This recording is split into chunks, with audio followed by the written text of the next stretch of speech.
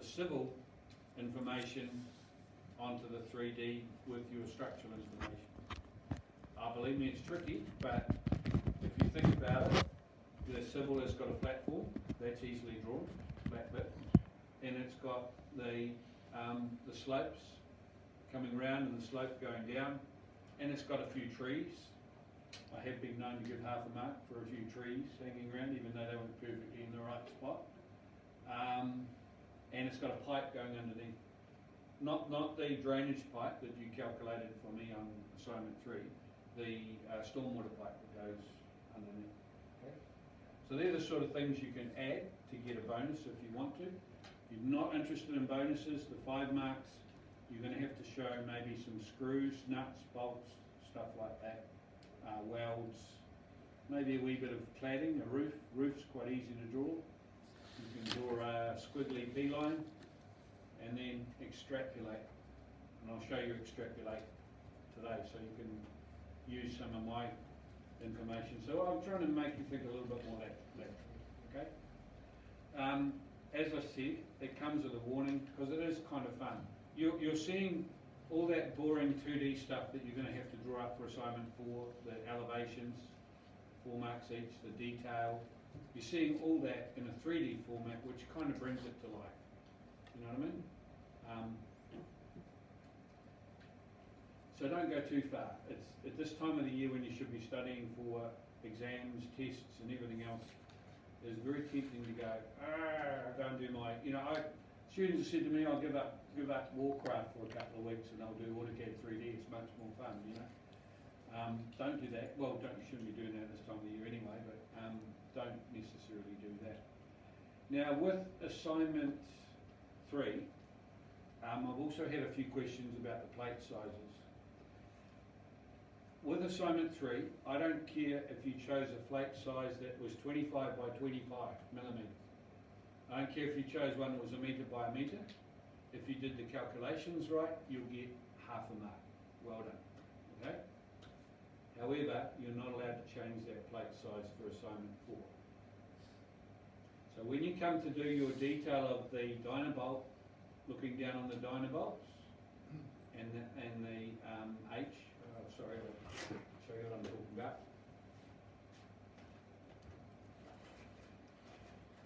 When you come to do your detail on assignment 4, one of the details that you have to do will probably be this one here where, it's not on an angle. One of the details will probably be the one where you've got your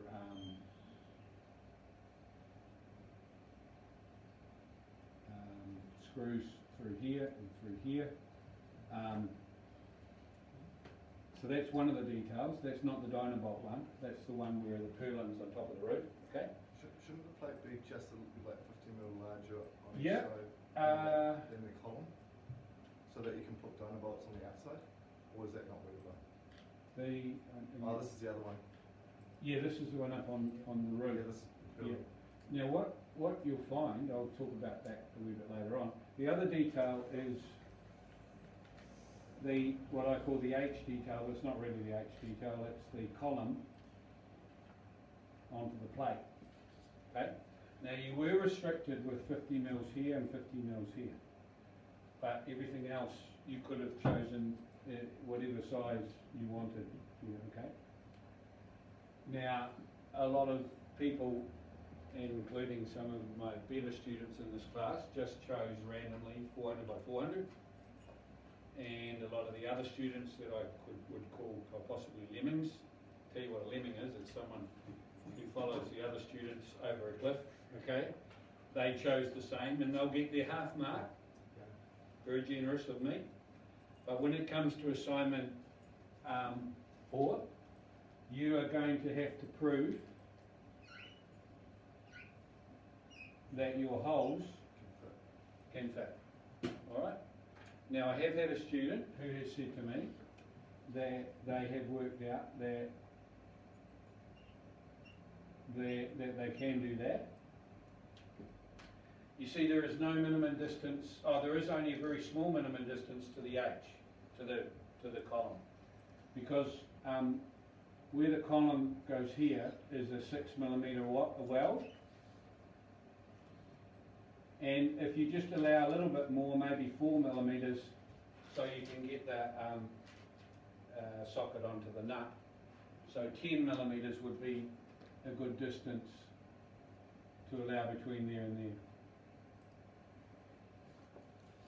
Are these drawings that we're going to put a circle around on our elevation Yes, and then blow up? exactly. Cool. Yep, yep. So they're only worth one mark, but if you have not, if you've done a plate size, say for example, that doesn't work, then you won't be able to do that particular detail there. You'll still be able to do that one. So that's -1, because you can't do it. And then on top of that, you are going to have 3 plate questions in the test. Now, some of you that are good at maths, that's cool. I'll go over that when we do our revision. They're actually not that hard, so it's almost like easy marks in the bank. But to others that haven't bothered already doing it for their plates, I'm not looking at anyone in particular, you're going to have to do some catch-up learning, because there's going to be 3 marks in the test as well. So you'll get your half mark in assignment 3. You won't be able to do that, and you won't be able to do the test for 3 more marks, alright? You can't put the bolts on the outside out because it gets in the way of the. You can't put them on here, all the way around here, because the minimum is, It's to do with. the minimum is 2.5 times the bolt Bolts, yeah, diameter. Yeah. The hole size will be 22, the bolt size will be 20. Alright? So, yeah, you can't put them around the edge part.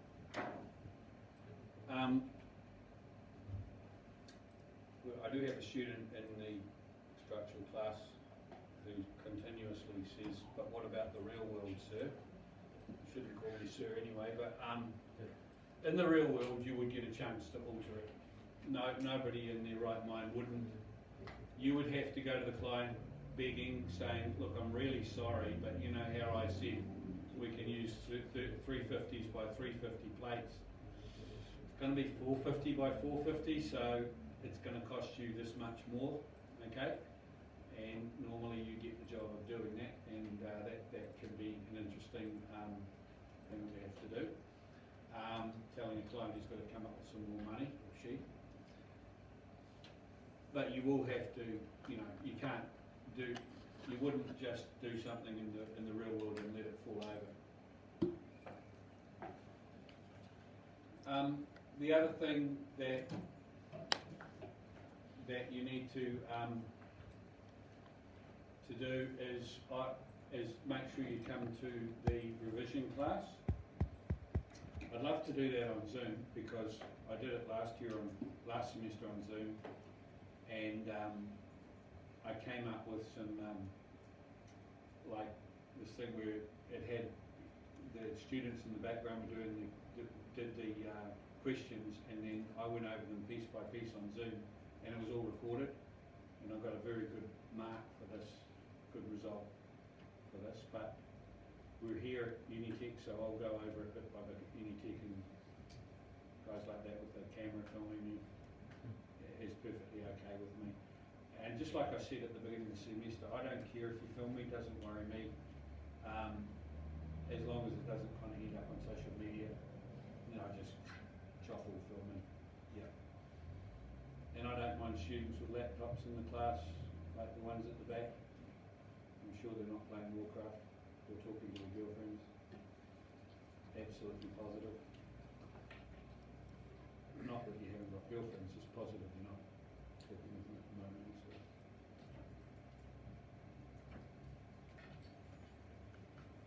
You can cut that out of the recording. Alright, excellent. Looks like we're rocking and rolling, so let's fire up AutoCAD.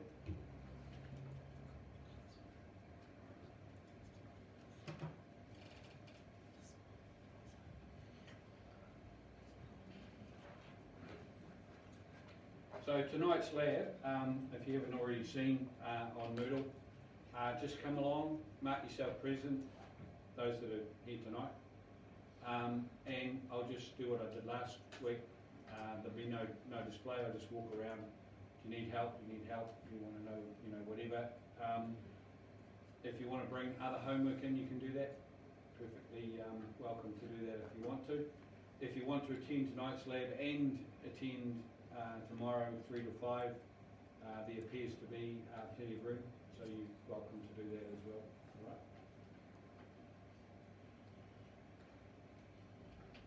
I might put my goggles on as well. Sorry. Roughly how many people have actually stopped going to class now? It is quite noticeable, isn't it? Is it noticeable in other subjects? Maybe this one. Maybe this one, okay. Yeah. Well, first of all, there's still 13 surveys that aren't here, which I have them at 1 o'clock, and then I have another one tomorrow with them. But yeah, there's been a few, probably more than normal. I don't think all of it's COVID. There was quite a few turned up the first day, and I never saw the first 2 weeks, 3 weeks. I never saw them again. So yeah. We can't see if the I'll do that, put you in the dark.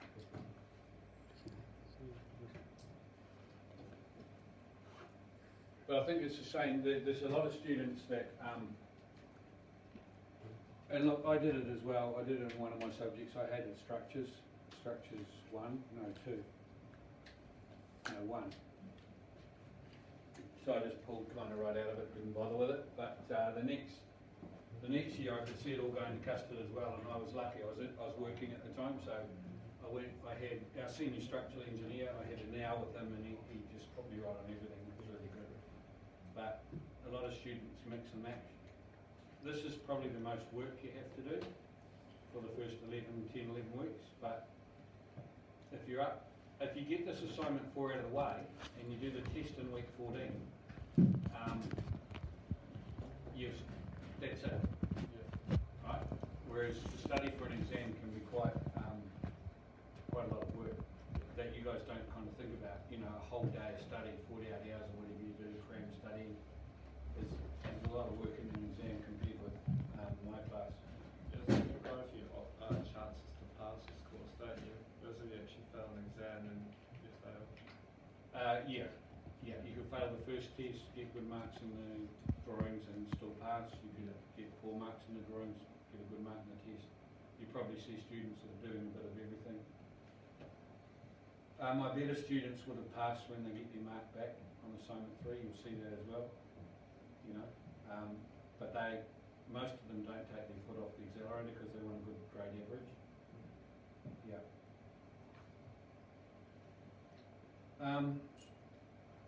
Okay, so let's see what we can get, what we can do here.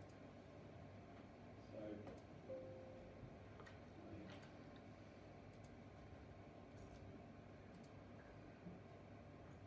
demo.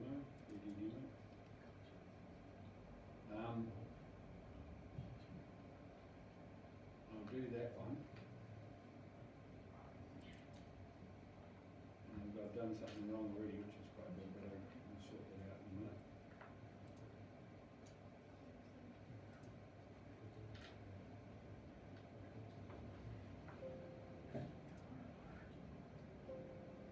So you guys were complaining about your computers not working so well at times.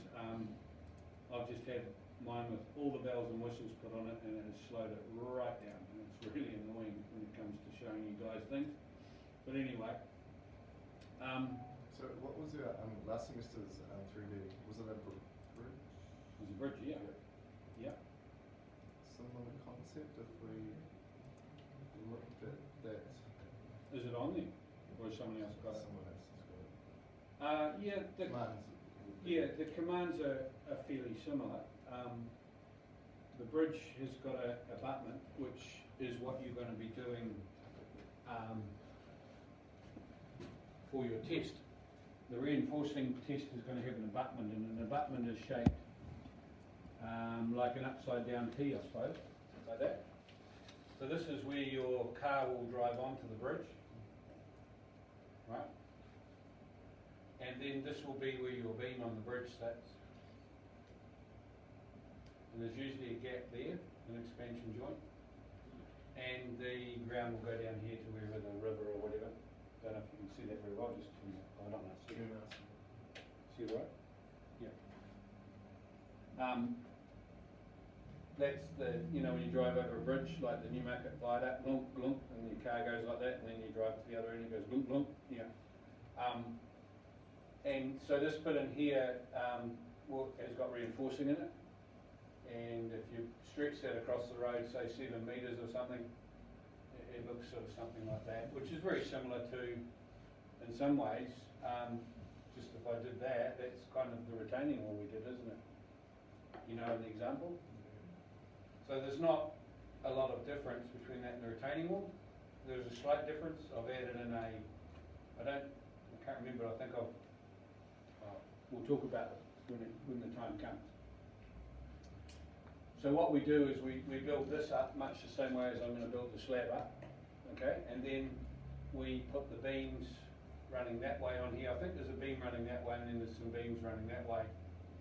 And then we have the decking on top of it, on the bridge, right?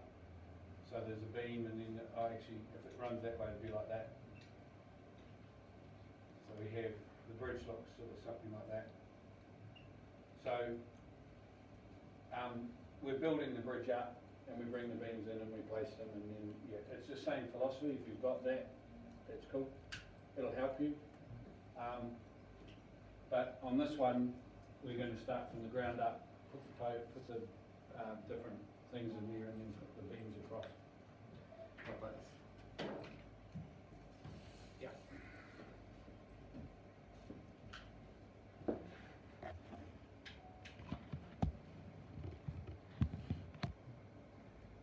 Now what's happening?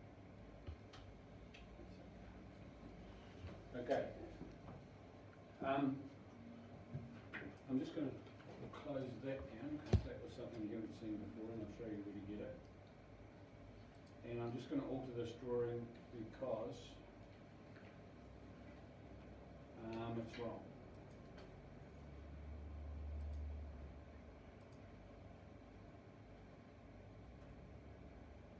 Now you'll see I use the mirror command quite a lot, and also midpoint. I'm old school, so I type MID for midpoint, but you guys will probably do it the way that Ingrid showed you. I'm fine with that.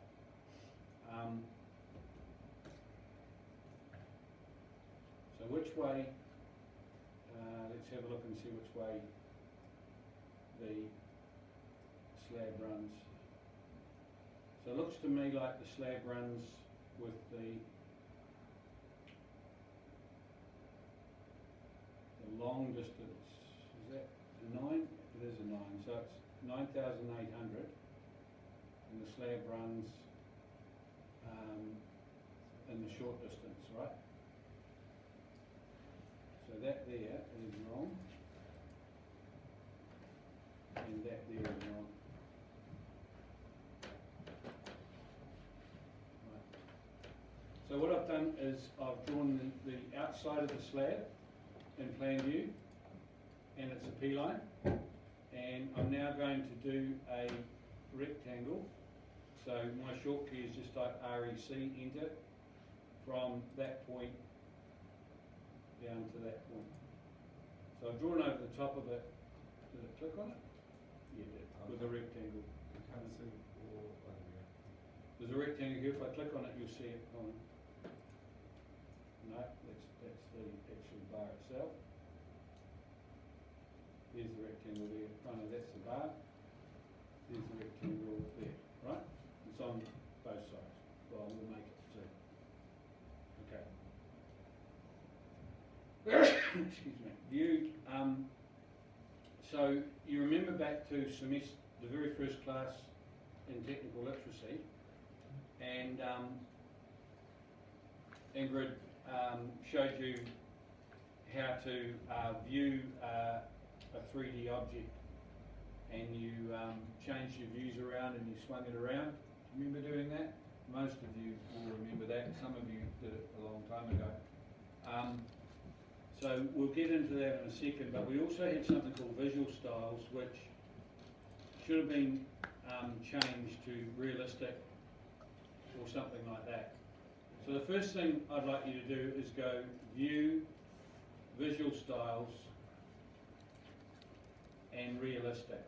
And you'll see why in a minute when I start extruding this object. The next thing is to bring in these blocks here, okay? Doesn't really matter about the text. I'll take that text off. And this one here with the 200 beside it, that's being used in the capacity as a beam. Even though it's a column, it's being used as a beam on this drawing. This one here is being used as a column. So the 310 basically sits upright like that, and the 200 goes along as a beam. Just got to remember that in your head when it comes to a little bit further down the line. Now, the other thing is, for the sake of doing this drawing, I'm just using colours that you guys can see on the screen. I'm cheating a little bit. You can see I'm drawing a layer called 3. You do need to make up layers for whatever you're doing, column, beam, 210, column, 315 being whatever. And I would suggest you use different colours. It just makes it easy to figure out what layer you put things on, okay? So please, this is a demonstration just to give you an idea of some of the tools. So don't lose marks by putting things on stupid layers, all right? The next thing is, I want you to change your view under 3D views to southwest isometric. Now there is a thing over here which my 3D expert found in about 10 seconds called the cube. And you can flick things around by clicking in the top corner or the bottom or going west or going east, etc. Changing the top around. I would suggest you don't do that for a start. And I know because I said don't do it, you're all going to go out and do it.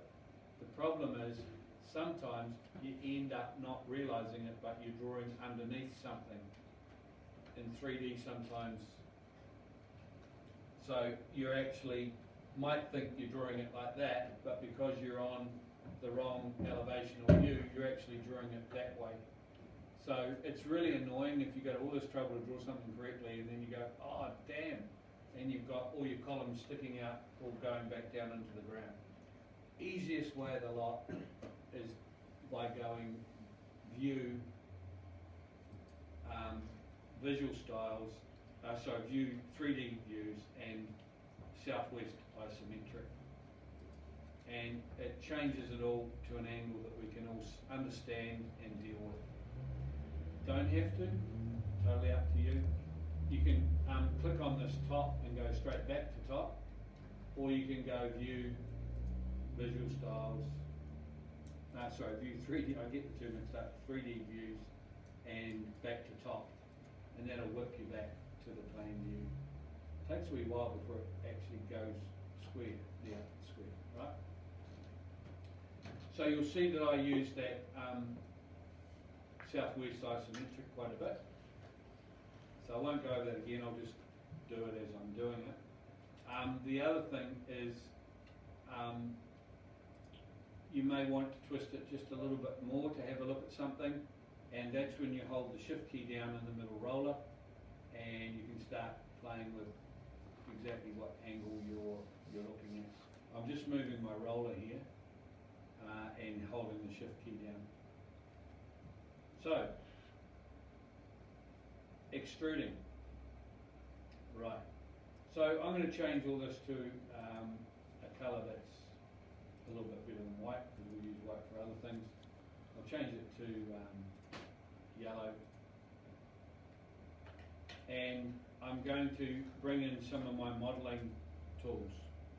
To do that, on the right hand side here, you right click on a blank bit of AutoCAD down the bottom right hand side here. Right click and you go AutoCAD, and you'll notice that the icons that are on under AutoCAD Classic. So immediately you can see that Roger's not teaching you very much at all when you look at AutoCAD. But here's another one you can add to your collection, modelling, this one here. And you see they all come there if you hold your mouse on any of them. For example, this one here, I'll take my hand off my mouse, it'll show you exactly how to extrude something. So it's all there for you to learn. I'm only using a very small part of the modelling side of it as well. So the first thing I'm going to do is I'm going to go extrude. Make sure ortho is on. That's really important that this ortho is on, or else you'll start extruding things on funny angles. So ortho's on. What am I going to extrude? I'm going to extrude over here this rectangle. Enter. Anyone have any idea how far it goes into the ground? Is it 400 or 450? 450. Now it's a bit of hit and miss over where it goes down or up. So I'll just put 450, enter, and I've made myself a little wall. Now, in a minute I'm going to shift that wall. But let's now go click on this one, the outer edge, and go extrude, and you're going to tell me that that's 200, so I'll type in 200 and go enter. And then I'm going to move this footing from the end point. Oh, sorry, I did it again. I think I just deleted it. That's the thing about a live demonstration. And that's what took a lot of time over lockdown, was getting things right for you guys in your demonstrations. Right, so I've moved that into the right position. So that's 450 down here, 200 wide there. And this is the first time I'll use the mirror command. So I just type MIR and the mirror comes up over here. And I'm going to click on that footing there, enter, and MID gives me the midpoint. But of course, if you've got that set to midpoint, you don't have to worry about that. Click there, and then just aim across and click somewhere over in space and enter, and you've got the footing over here, and you've got the footing over there, right? So much for yellow. I think the extrude makes it the colour that you're set to, so I'm going to change it to yellow. You would change it to a layer called maybe concrete, something like that. Now it's not complete, and if you want to get complete marks, you need to actually combine all these things together as one big concrete pour. Not that hard to do. If you hold your mouse on this one here, it's a thing called union, and to make something a union is to make something join together. You can do this with any two shapes that collide. And it says here, to combine two or more 3D solid surfaces, you basically just pick them all. Click on this command, pick them all, 1, 2, 3, and go enter.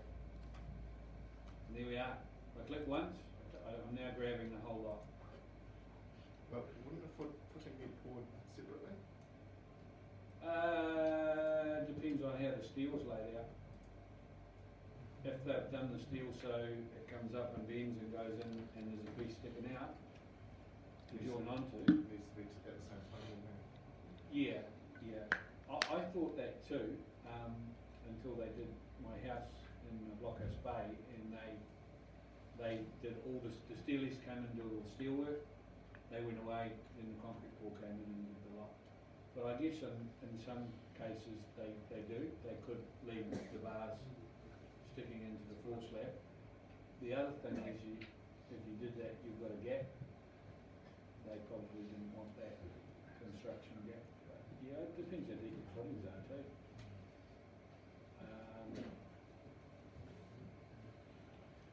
So there's a pretty basic. Most of you should be able to do that pretty easily, right? I'm not giving you rocket science at the moment. The main thing is to get your views right and use the concrete slab as a way of getting used to the commands. Don't do it on Sunday at 4 o'clock. It's it's not the time to start of handing, it's not the time to start learning things. Be a little bit careful, because in 3D, you will have these other things that you're drawing up, alright? You can accidentally click on those if they're in the background. If your view goes round and they're in the background, and you're moving something from there to there, you can accidentally click on a part of that 2D drawing, and the footing or whatever, it's going to move over there, and you're going to, oh, what's happening? And that's when Roger gets blamed. Okay? Another thing to be very careful of is the power of your computer. Now, I have had the odd complaint from students about the odd computer. I do know that the 112-1100 has been upgraded, and probably not a bad one to do your assignment on. That's the one where we have our labs. You might have a really good computer at home, no problem. You're restricted to 50 meg, so be very careful of the file size. Generally speaking, you'll probably only need a couple of meg to finish this drawing. But what happens is I allow students to do whatever they like. Speaking of meg, I think they're called megs, meg, the Russian jet, meg, isn't it? I think it's a meg. You had a Russian student a couple of years ago decided it would be really funny inside the building to put a Russian 3D meg fighter in there. And he went all the way. He did his ground profiles, he put doors on and everything, and of course I had to click on the sheathing to get it off to see if he'd done everything right. And here's a 3D AutoCAD plane in there. Okay, I kid you not. No extra marks. Tempted to take some off, because why would we have one of them at Unity? Another student, bright spark. Not the last bridge, the bridge before, decided to hang monkeys off the side. 3D monkeys, got no idea why I did that, just as a giggle. That one did lose half a mark, because there's no monkeys at Unity. And because this is being recorded, I won't add to that.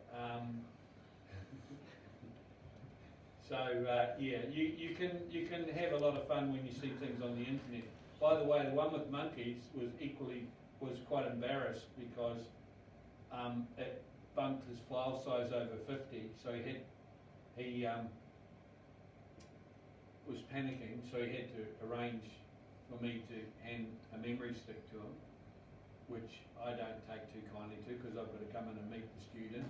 If all you did that, I'd have no life at all. And I opened it up in front of him, and the monkeys were there. He thought he was going to get away with it, just hand it in and run away from me for the rest of his time at Unity.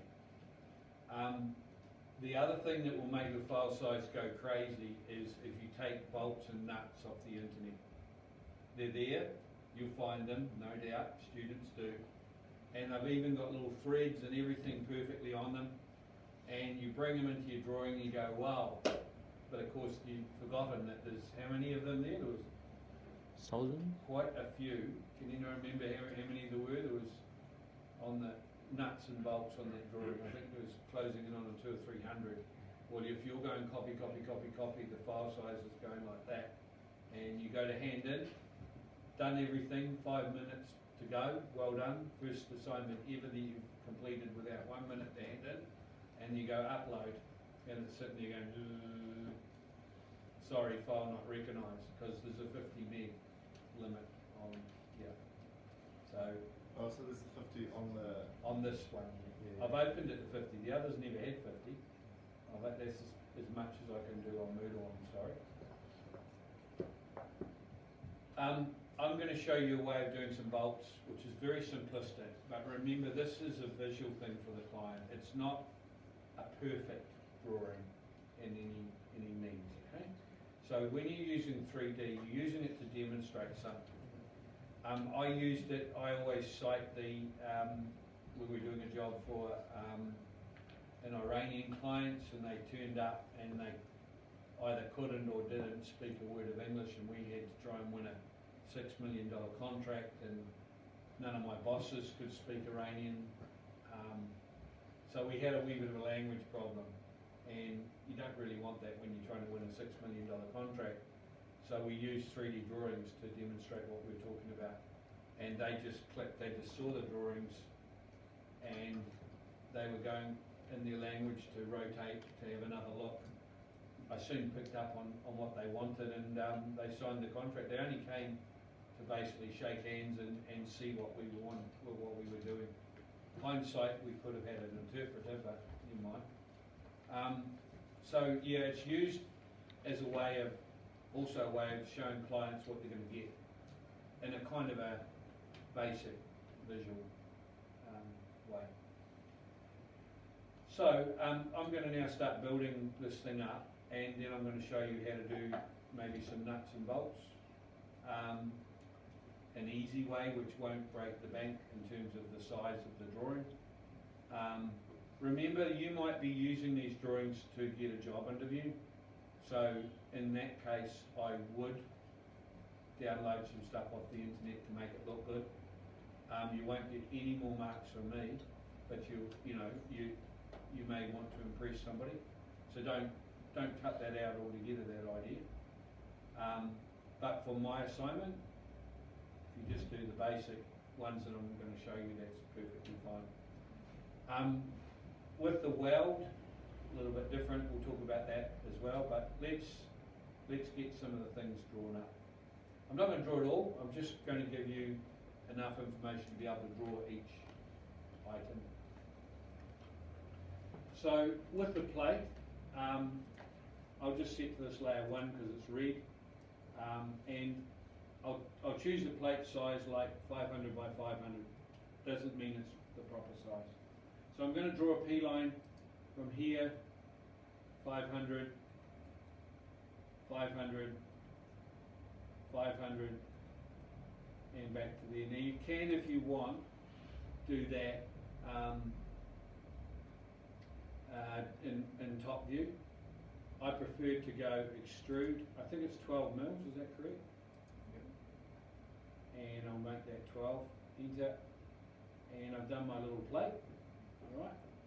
Now, if you know your dimensions to your holes, which we were talking about before, you could start putting some holes in there, and you could start putting some other things in there as well, like the top of the nut, the washer, or the washer on the Dynabolt, whatever. We could do that perhaps later. The first thing I probably need to do now is to copy that from this endpoint here. So endpoint's quite an important one to have on, to this endpoint there. So my plate's now in place. I'm now going to do my column. So I'm going to grab my column and I'm going to copy that over here. Take ortho off for a second. Column over here. Now I'm not sure whether you have to explode this or not. EXPLODE, explode. You've also got the icon on the right hand side. Extrude, you want to know the height of that column. It's going to be 2,600 minus 2 lots of 12 for the plate. So 12, 12, 24, 2,576. 2,576. Change that to a different colour, but you guys will change it to a different layer. Sorry.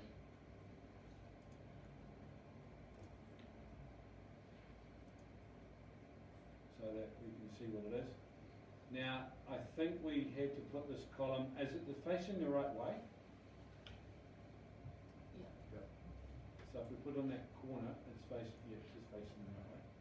Okay, so I'm going to start over here, and it's always good to put a little construction line in. So I'm going to put a line that goes from that point, 50,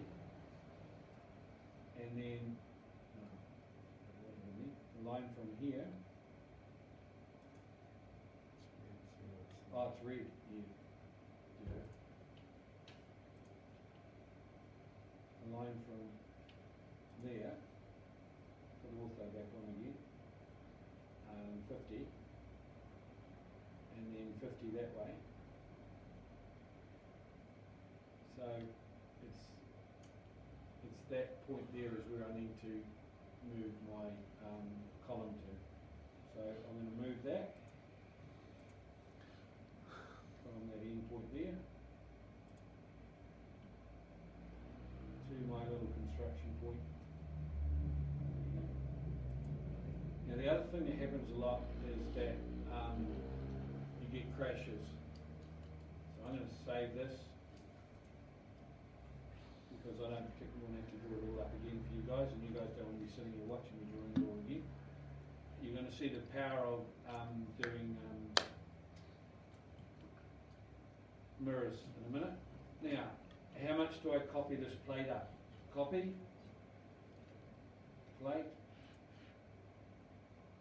from here, aim upwards. Any idea how much to copy it up?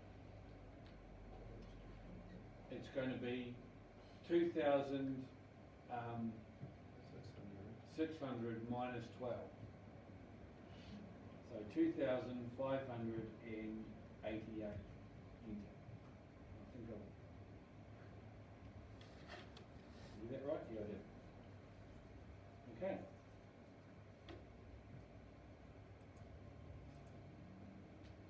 Now the power of mirroring is I can go to the mirror command using a blue window from the midpoint of here, across here, click. So the old draw it once thing. I'm going to mirror again. This time, no. Mirror. Grab that and that from the midpoint of here across to there, and I've drawn 4 columns. Okay? The beam. Beam's a little bit different. Copy the beam over here.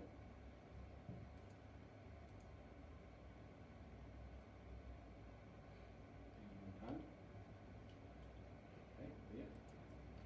Any idea of how long the beam is and which way it runs? It runs from that point there across to there. Is that right? From there to there. Let's have a look. Yep.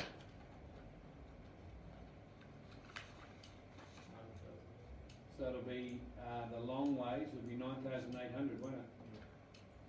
That's not too hard. So we click on here.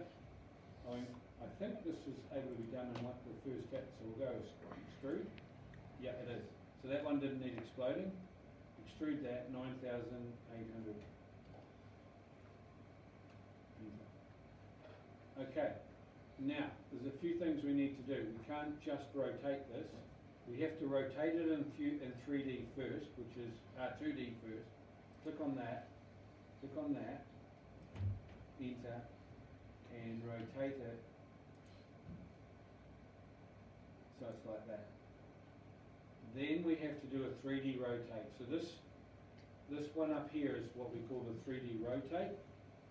So we click on that one, we click once, enter, and then I'm pretty sure it's the green one, which might turn that orange, and we'll see what happens. Yep, that's it.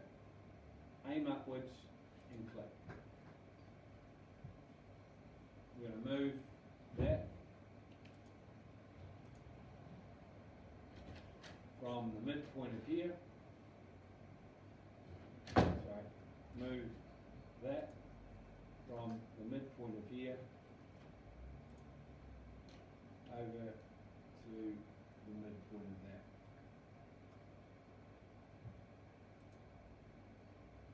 And there's the beam on position ready to go. And of course if we wanted to we could, hello, we've made a mistake here somewhere with our dimensions. Alright, but you make sure you get the right dimension there guys. And of course you'll have to mirror that to the other side. And you can use the midpoint over here if you want to.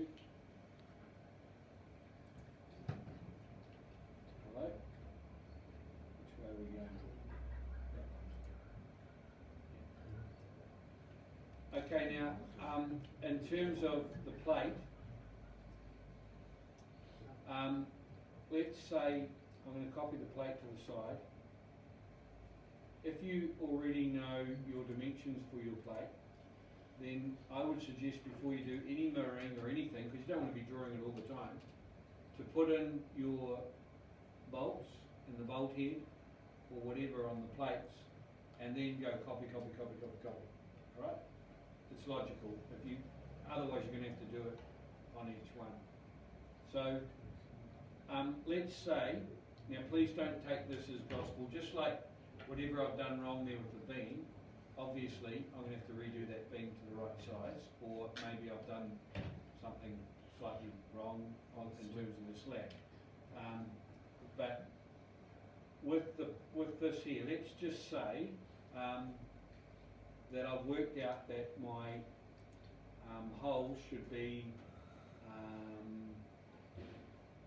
let's say 100 that way, and then 100 that way, and then the other hole is say over here 300. So I'll show you how to put a hole in those positions. So the first thing we're going to do is, and I'll do this in a layer that you can see a bit different. Feeling that's right. Okay, so I'm going to do a circle, and it's going to be the size of the hole, which is 22. And I'm just going to extrapolate that, extrude that, just something like this. Actually, the nut is 100. So let's do 100. The Dynabolt is 100, okay? Actually, the Dynabolt is, no, we'll do that, I did that wrong, sorry. It's 20. Yeah, let's just, at the moment, make a cylinder up there. I'm going to move that from the centre of this, down here, we'll get it in a minute as it passes over. Centre, C-E-N-T. Here it is.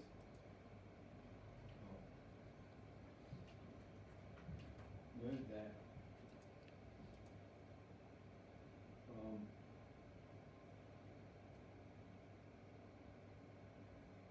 centre to the end point.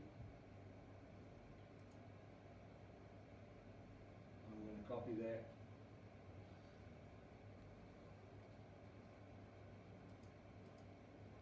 from end point.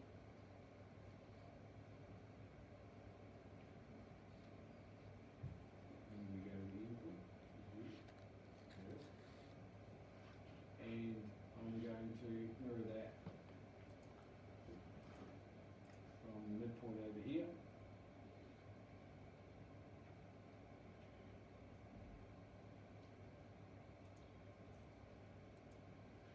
And I'm going to move all of these back down into there. Now, there's a thing up the top here called subtract. To do this, we select the objects you want to keep, and then you press enter, then you select the objects you want to take away. So we click on subtract, we click on the red plate, enter, and now we click on that one, that one, that one, that one, and go enter. Look at that. Perfect plate with holes in it.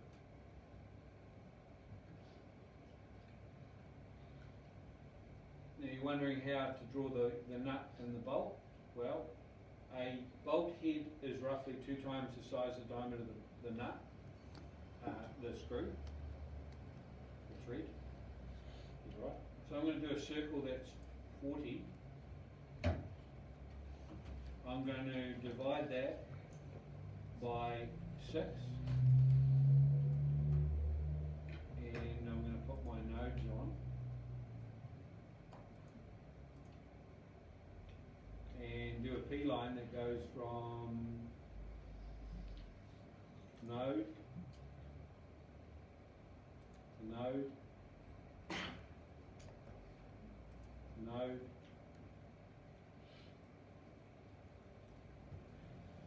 it's taking 8 hours, Hawthorne, it doesn't matter. Come on, get in there.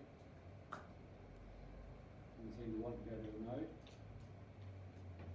Okay, it is a node, but it's the wrong one. What am I doing? I'm going to view, format, point style. That didn't work. Now it's gone funny. That's better.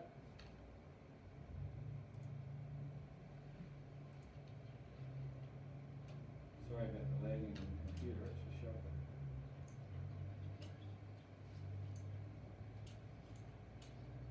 Now that the work's going to.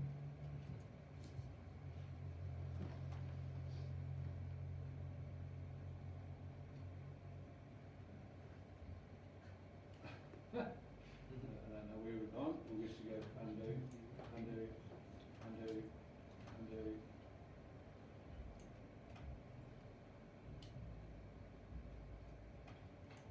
Right, at least we got to that point. Okay, circle. It's asking for diameter, it's going to be 40. Divide, These are the nuts, right? yep. What was going to be a very easy exercise is turning slowly into a bit of a shambles because I'm not picking up the nodes. And I tried to play with the point size and it wasn't.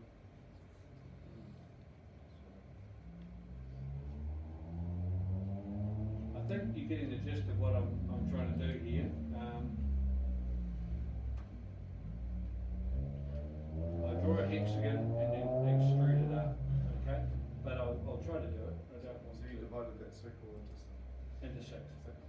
Yeah. But I'm having a wee bit of an issue with the point styles, because when I do that it dies on me.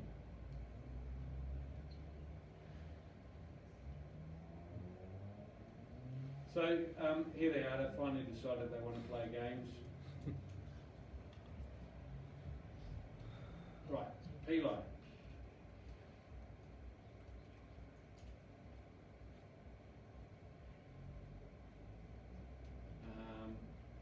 Set to node. I lost all that when I went undo. 3, node, node, node, node, node, node, node. Right, extrude.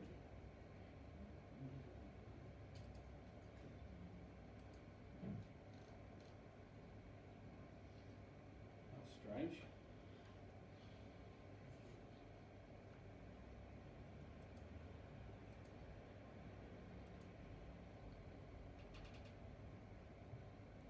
EXTRUDE. For some reason the extrude is not working. Ah, that's better. Okay, so the extrude, and that should be roughly the same size as the bolt, which is 20.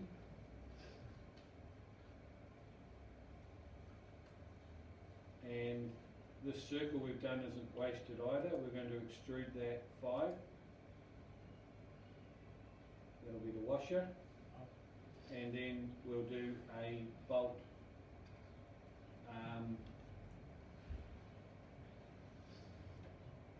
We have to do that from the centre of the circle, which it's not picking up.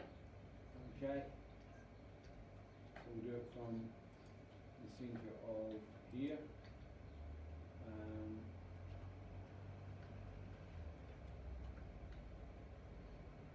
That's not picking up either, so I'll do it another way.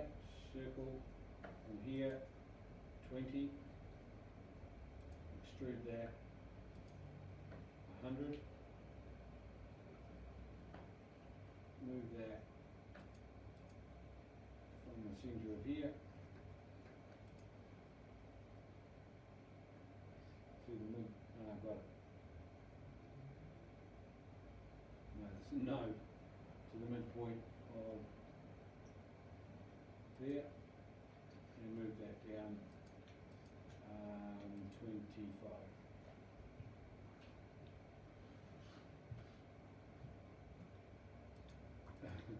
Plus 100. There we are. There's I took a lot longer than I should have to draw that, but basically you'll move that bolt from the centre of the circle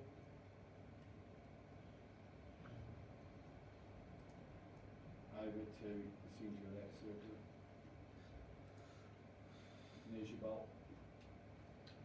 So I did the hexagon, I did the washer, and you could mirror that down below as well. So it's a pretty basic bolt, but as you can see, if you copy that around the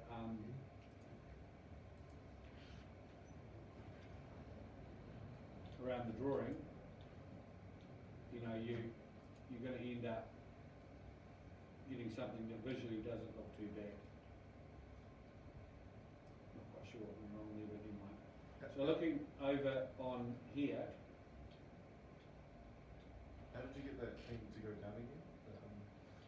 the bolt Yeah, the bolt to go down. to make the hole, You just slide down to the centre. We went down 120. to make the bolt. They had the cylinder above it and then it went down. Minus? I drew a line in purple so you couldn't see it from there to there, and I moved the cylinder so that the centre of the cylinder was on the midpoint there, and that's 20, that's 5, and the thing's 100. So I moved it down. I should have moved it down 125. Yeah, and I what moved was it the down command? 20. What? The command for you to move it down. Oh, it was just, Just move. Move the end. Yeah, you just got to be very careful where you keep your O stamp on it. So going back over here, this has got a weld on it in the corner, and the weld goes right the way around the whole plate, okay? So you can show that in many different ways. So I said to the degree class, you could draw like a cylinder sausage and just put it right the way around, because that would indicate a weld, kind of roughly. But immediately with those guys, because they think they're on a higher intelligence level than me, they immediately said, why don't we do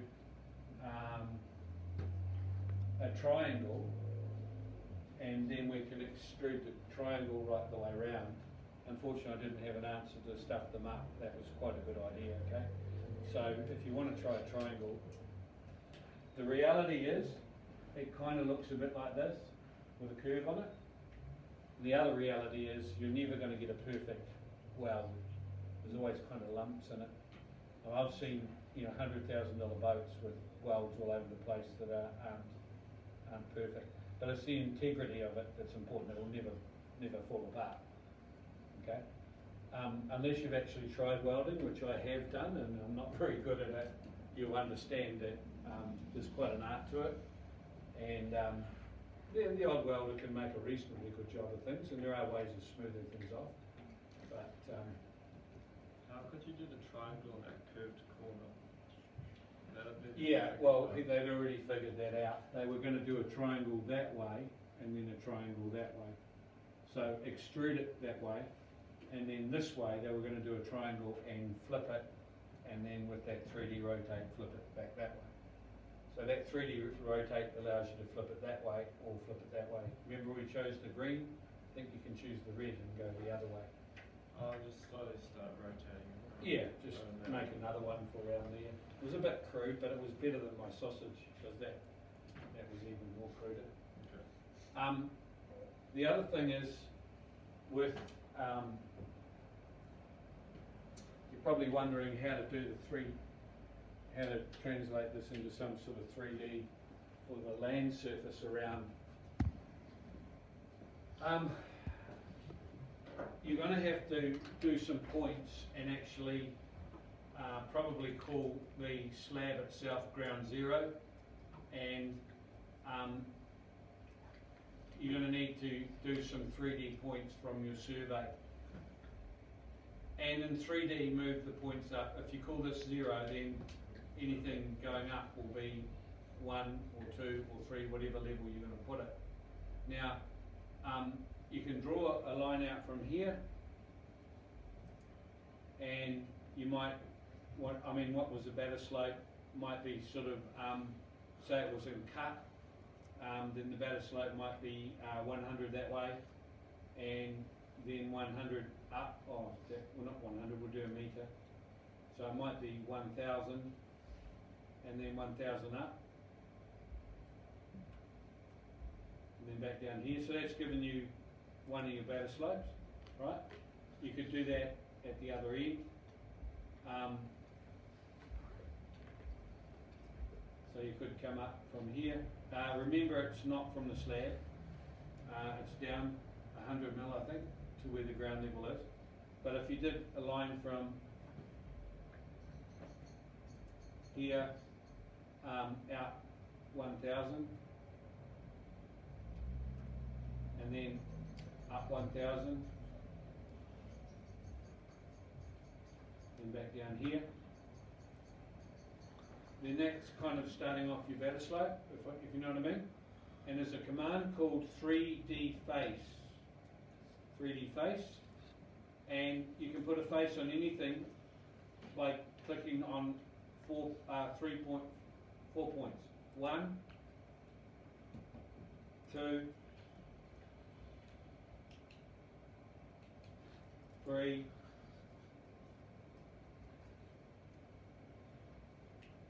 4. Enter. So I'll put a face on that. So I'm only giving you a little bit of a heads up for that. You're going to have to start drawing some points in 3D by going along and up to those points, alright?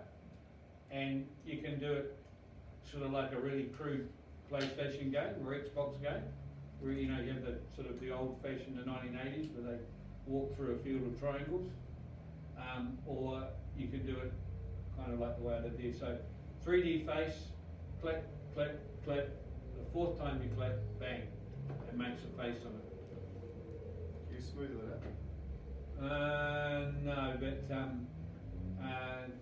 the difference between this and say a program like 12D, yes, you could. 12D's got really good now. It's got the graphics are getting. Of course, you need a good computer, but you need a good graphics card. But yeah, 12D's are. In fact, 12D can now design roads, and you can drive along them to set the speed, set the path, and then you hit the button, and there's a little sub-program which will drive down the road. You see all the cross sections as you're driving down. It's pretty cool. So look, this is your bonus. So don't feel you have to do that. All right, this is part of the bonus. I'm just giving you a wee bit of a heads up on how you could perhaps think about drawing. Now I've drawn that wrong because it goes 100 mil below the slab. So yeah, I've shown you the best views, and at any stage if you get a little bit stuck, you can go back to 3D views and top, and it'll whip it back to that view. Alright? So lastly, in terms of how do you present this thing, you'll make another viewport up.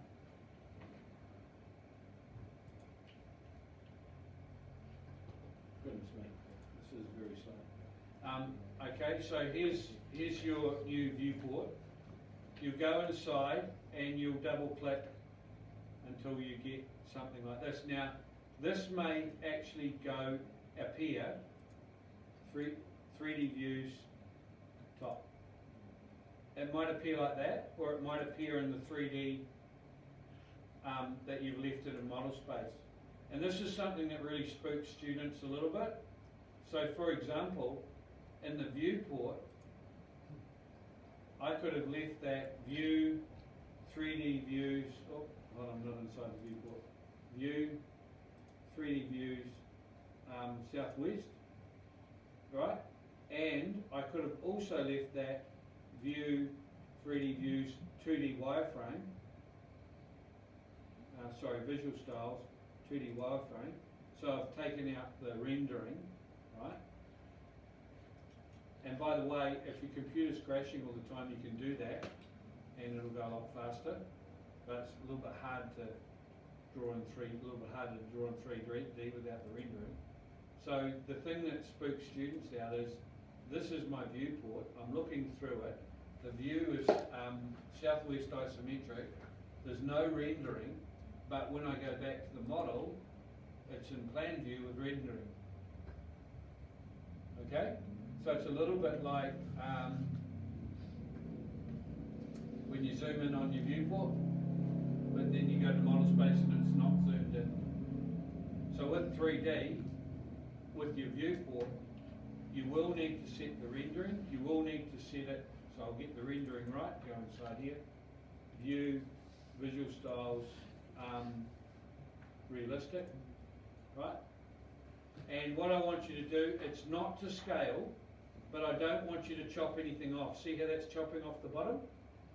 So I want you to go to the best possible view as you can in your frame, which is, I'll allow you a little bit of leeway, but also go inside here, hold your shift key down and twist it around to the best view so you can see everything. So it's not necessarily southwest isometric. If you go and have a look at my one that I gave you, I flattened it out a little bit to give you a little bit of a better view of everything, okay? So if you don't do that and you just do the 3D, you won't get your full 3 marks for doing the 3D. Now, when I say 3 marks, that's for everything you see in my 3D view of the assignment. Remember I did a 3D view for you? That's 3 marks. Putting holes in, bolts in, you're starting to get towards your 5 marks. If you want your bonus marks, then you can start looking at that purple bit there, looking at the profile of the land, putting some trees on. There's some 3D trees. They don't take up too much room. The other things that you can put on is there is some hard fill under there.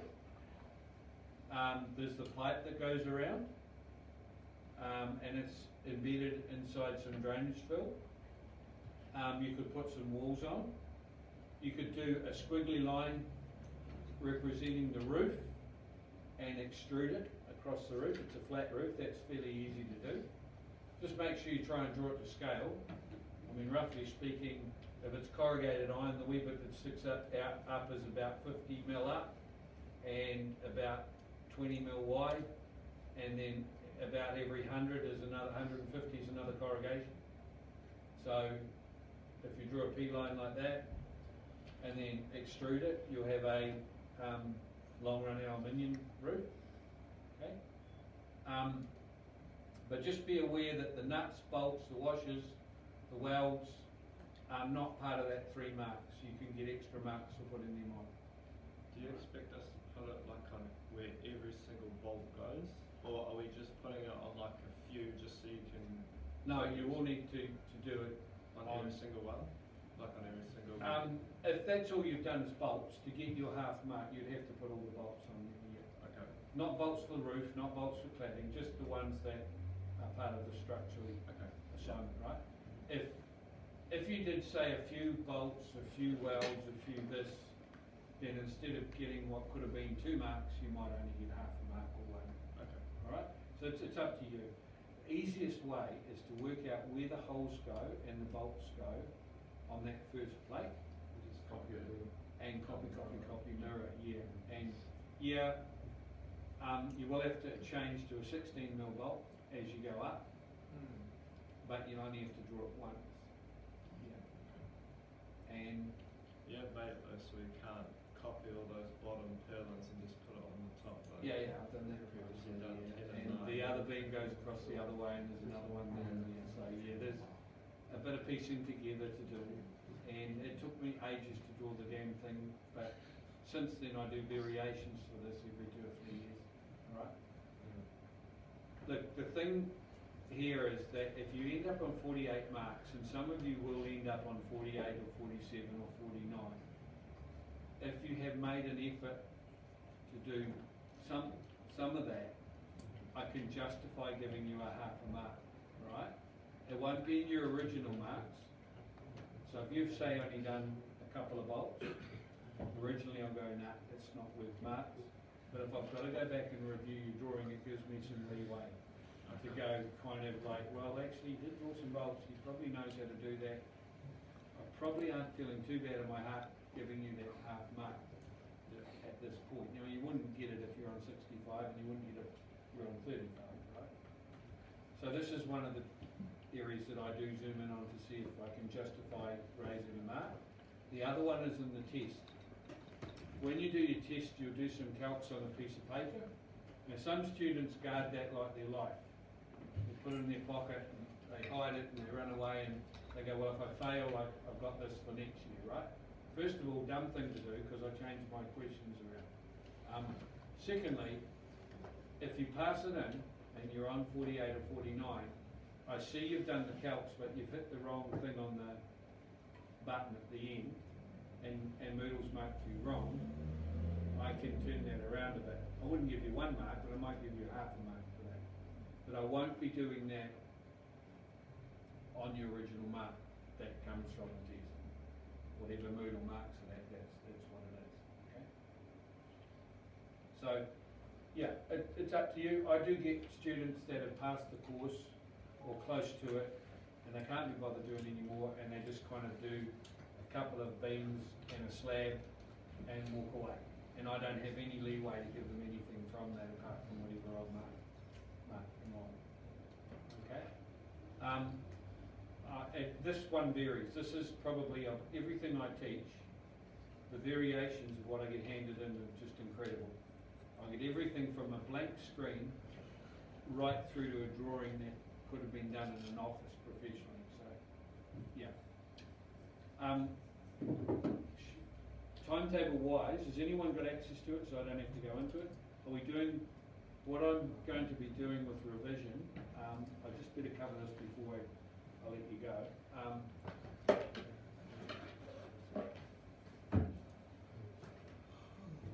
I don't think I've got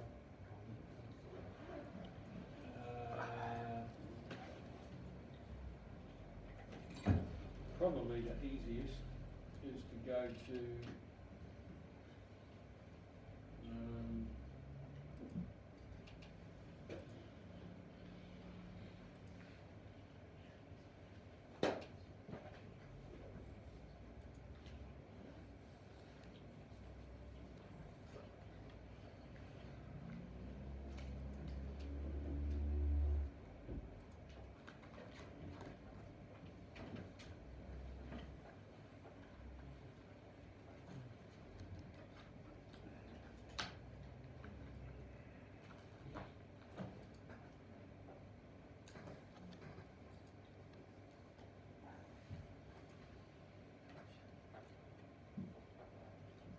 sorry guys, I take, with the extra survey classes, a different timetable for them as well, so I get mixed up between them all.